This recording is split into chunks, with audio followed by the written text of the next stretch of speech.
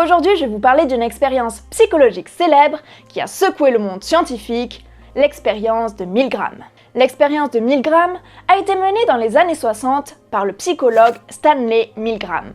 À l'époque, l'expérience a choqué le monde entier en révélant que la plupart des gens étaient prêts à infliger des souffrances extrêmes à d'autres personnes simplement parce qu'une figure d'autorité leur demandait. Imaginez que vous êtes payé pour participer à une expérience. Vous êtes accueilli dans un laboratoire et vous rencontrez un homme qui semble être un scientifique.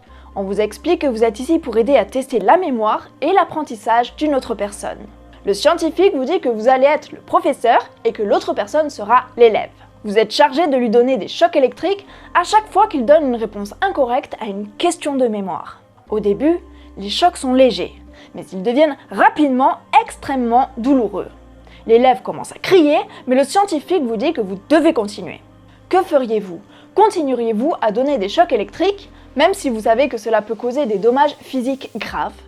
Étonnamment, la majorité des participants ont continué à donner des chocs électriques, même lorsque l'élève criait de douleur et demandait à arrêter l'expérience. Certains participants ont même continué jusqu'à la dernière intensité de 450 volts.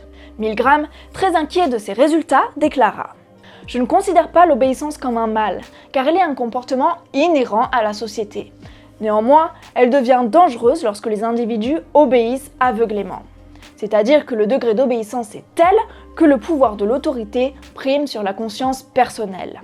Il est donc important de remettre en question notre comportement face aux diktats de la société. Car même si on a l'impression d'être libre, combien de personnes se déresponsabilisent encore de leurs actes en disant « c'est mon travail » ou encore « on m'a demandé de le faire ».